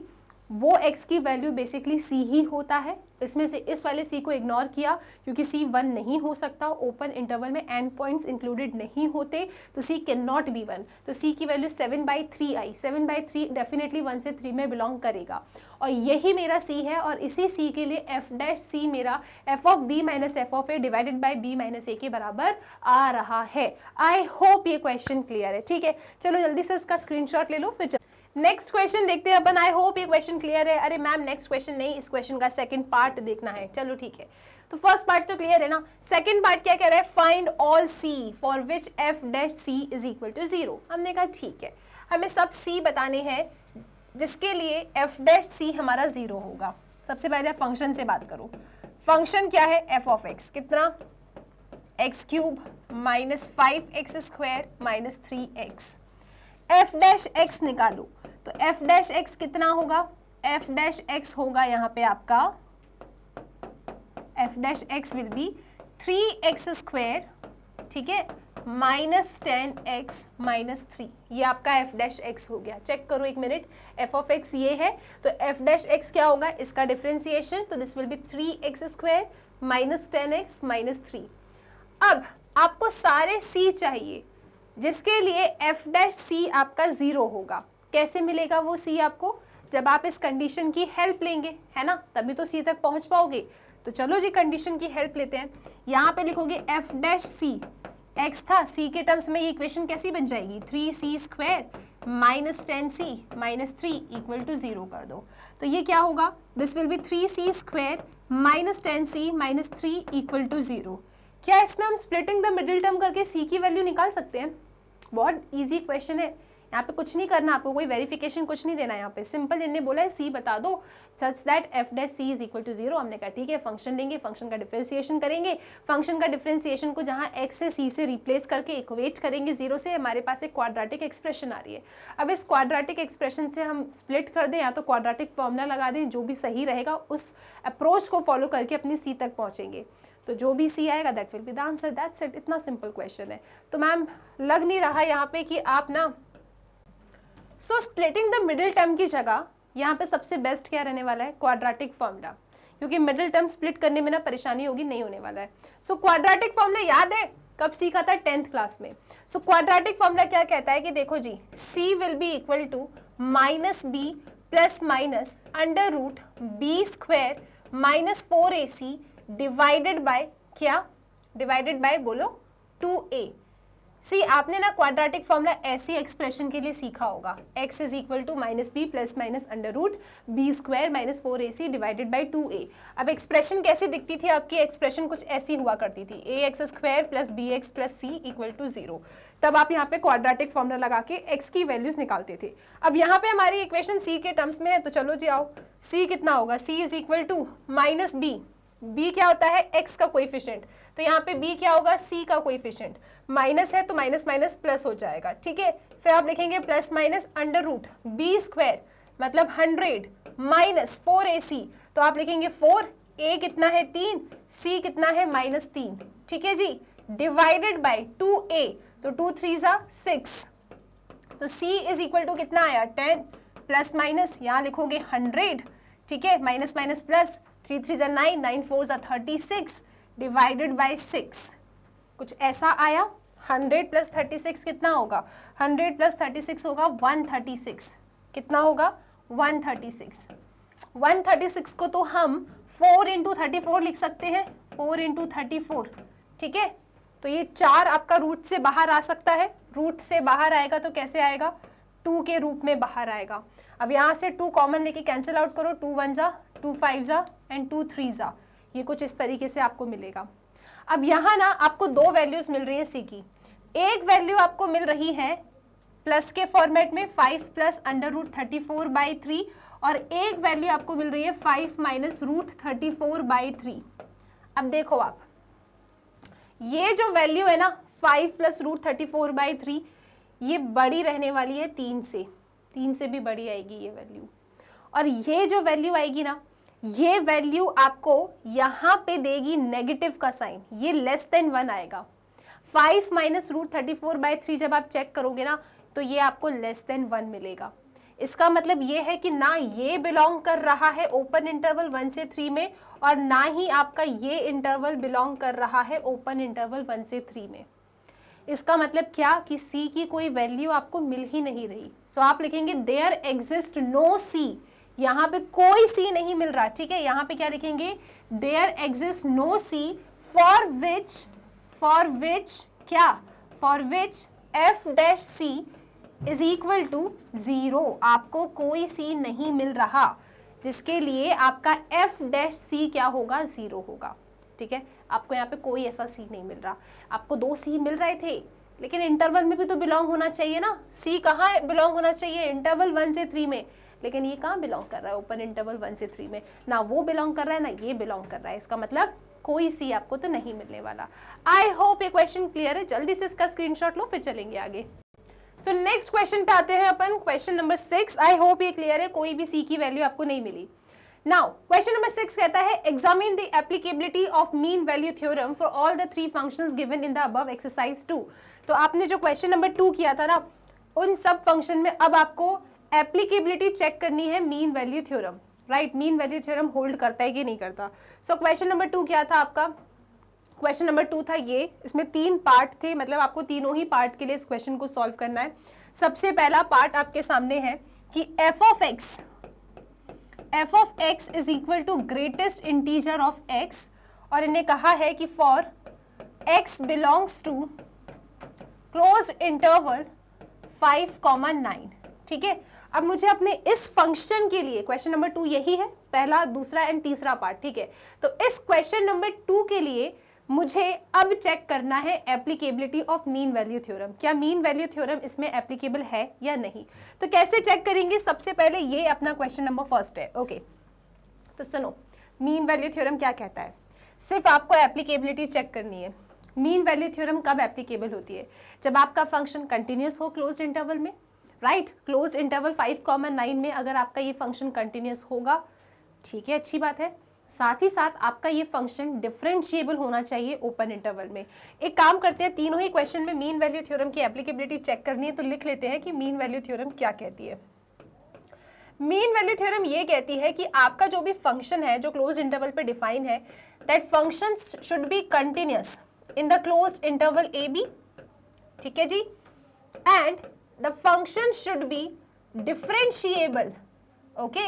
फंक्शन आपका डिफरेंशिएबल होना चाहिए ओपन इंटरवल ए बी में। अगर ये दो कंडीशन ट्रू होती हैं, देन देयर एग्जिस्ट सम सी, इसके बाद ही आपको कुछ ना कुछ सी मिलता है ओपन इंटरवल ए बी में, सच दैट क्या, सच दैट कि आपका जो एफ डैश सी है ना, वो F of B minus F of A divided by B minus A के बराबर होता है। तो ये आपकी मीन वैल्यू थ्योरम की कंडीशन है। अब आपको बताना है कि क्या इस फंक्शन के लिए मीन वैल्यू थ्योरम होल्ड करती है या नहीं करती है। तो ठीक है, सबसे पहले आप चेक करेंगे कि क्या आपका function f of x is equal to greatest integer of x continuous है। आप जानते हो क्या ये फंक्शन इस इंटरवल में कंटिन्यूस है। तो आप कहोगे नहीं है मैम कंटिन्यूस, क्वेश्चन नंबर 2 में ही हमने देखा था कि इसका ग्राफ तो ऐसा बनता है, मतलब ये ब्रेक हो जाता है इंटीग्रल पॉइंट पे। अगर 5 से 9 में मैं प्लॉट कर रही हूँ ना, तो 6 पॉइंट, 7 पॉइंट और 8 पॉइंट ऐसे इंटीजर्स मुझे मिलेंगे जहाँ पे मुझे पेन उठाना पड़ेगा ग्राफ बनाने के लिए, मतलब मेरा फंक्शन डिसकंटिन्यूस है। तो मेरा जो ये ग्रेटेस्ट इंटीजर फंक्शन है ना, this greatest integer function F of x is equal to x is not continuous, ठीक है, it is not continuous for all 5,9 interval में।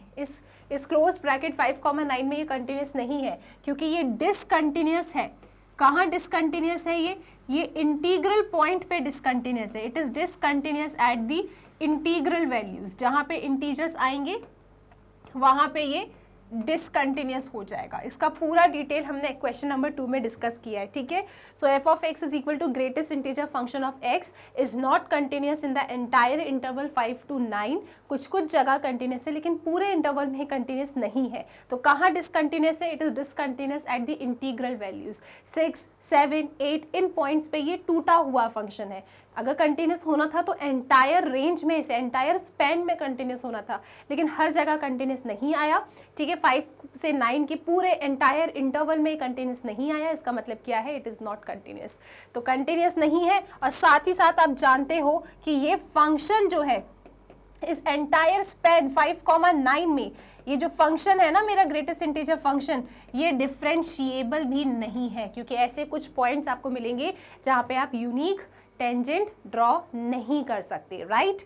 तो आप लिख देंगे this function is not differentiable in the open interval 5,9। ये ओपन इंटरवल 5,9 में differentiable भी नहीं है, कंटिन्यूस भी नहीं है। तो जब ये दोनों ही पॉइंट नहीं है, इसका मतलब क्या है कि आपका ग्रेटेस्ट इंटीजर फंक्शन के लिए भी मीन वैल्यू थ्योरम होल्ड नहीं करती, ठीक है। सो मीन वैल्यू थ्योरम भी होल्ड नहीं करती और आपकी रोल्स थ्योरम भी होल्ड नहीं करती थी, ठीक है। तो इनने सिर्फ इतना ही पूछा था, बताओ एप्लीकेबल है या नहीं है। So it is not applicable. क्यों? क्योंकि कंटिन्यूस भी नहीं है 5 से 9 क्लोज इंटरवल में, कुछ ऐसे पॉइंट है जहां ये फंक्शन टूट रहा है, और साथ ही साथ ये फंक्शन आपका 5,9 ओपन इंटरवल में डिफरेंशिएबल भी नहीं है। तो दोनों ही पॉइंट आपके फॉल्स आ रहे हैं, इसका मतलब ये फंक्शन कैसा है आपका, ये फंक्शन आपका मीन वैल्यू थ्योरम को होल्ड नहीं करता।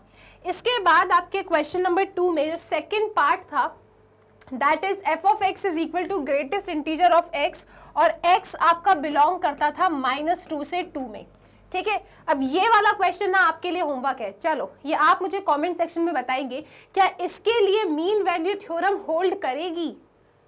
आप मुझे कमेंट सेक्शन में इसका आंसर देंगे, राइट। ये आपके ऊपर है, आपको आंसर देना है, क्या इस पे मीन वैल्यू थ्योरम होल्ड करती है या नहीं करती है। अब चलते हैं इसके क्वेश्चन नंबर 3 पे, क्वेश्चन नंबर 2 के थर्ड पार्ट पे। थर्ड पार्ट आपसे क्या कहता है? थर्ड पार्ट आपसे कहता है कि F of x is equal to x square, f of x is equal to x square -1, ठीक है, ये है। और इनने कहा है x बिलोंग करता है 1 से 2 में, क्या इसके लिए मीन वैल्यू थ्योरम एप्लीकेबल है? ये क्वेश्चन नंबर 2 का आपका थर्ड पार्ट है। तो क्या इसके लिए आपकी मीन वैल्यू थ्योरम एप्लीकेबल है या नहीं? तो आप देखोगे, देखो जी, ये जो फंक्शन है ना आपका F of x is equal to x square -1, कैसा फंक्शन है ये? पॉलिनोमियल फंक्शन है ना। कैसा फंक्शन है ये? पॉलिनोमियल है, और पॉलिनोमियल तो हर जगह कंटिन्यूअस होते हैं। तो अगर हर जगह कंटिन्यूअस होते हैं तो क्या ये कंटिन्यूअस नहीं होगा क्लोज्ड इंटरवल 1 से 2 में?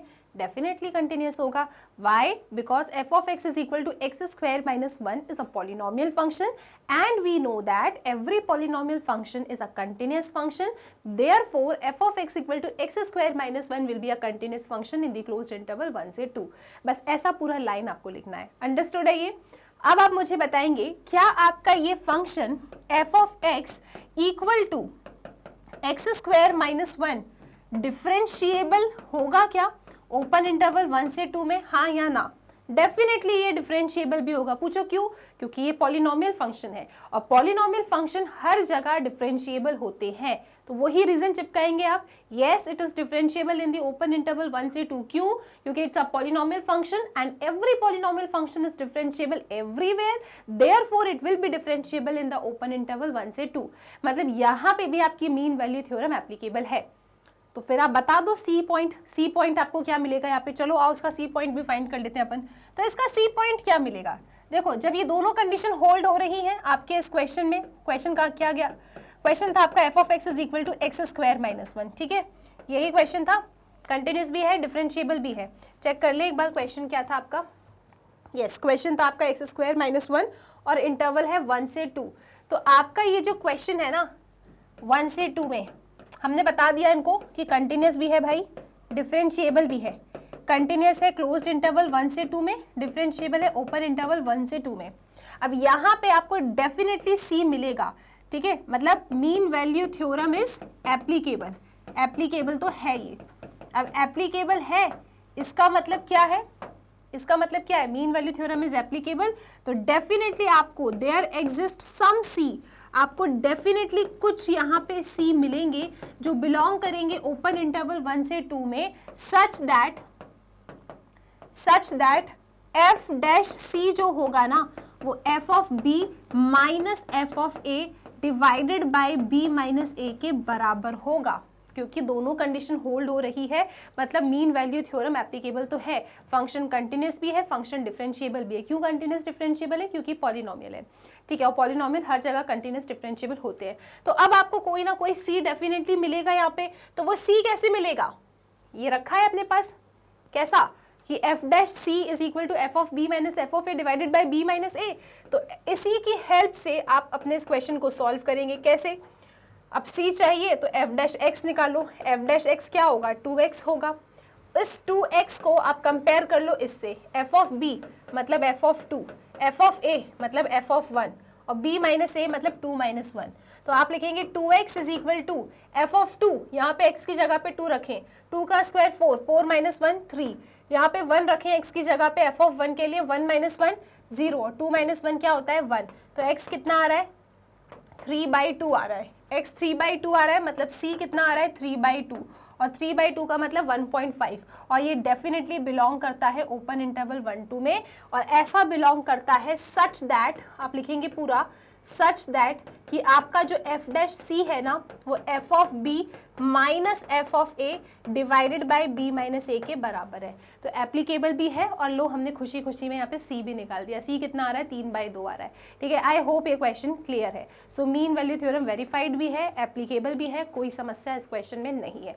तो इस क्वेश्चन के थर्ड पार्ट में आपका मीन वैल्यू थ्योरम एप्लीकेबल हो रहा था, लेकिन ग्रेटेस्ट इंटीजर फंक्शन के लिए आप भी जानते हो कंटिन्यूस डिसकंटिन्यूस नहीं होगा, ठीक है। ओके, तो इसके साथ ही आपकी एक्सरसाइज 5.8 के हमने सभी क्वेश्चंस को एकदम डीपली डिस्कस कर लिया है।